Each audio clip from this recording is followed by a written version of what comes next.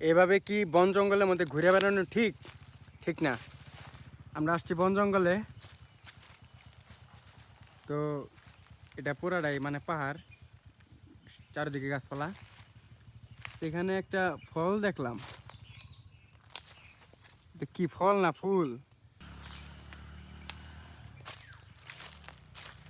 চারিদিকের যে ভিউ অনেক সুন্দর। এমন বনে ঢুকছি, এমন জঙ্গলে ঢুকছি, এত পরিমাণে গরম, ঘেমে যাইতেছি, কিন্তু মানে একটা সাপও দেখলাম না।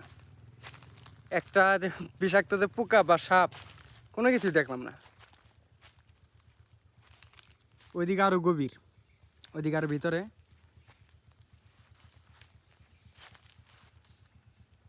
একটা সাপ টাপ, এটা কিছুই দেখলাম না।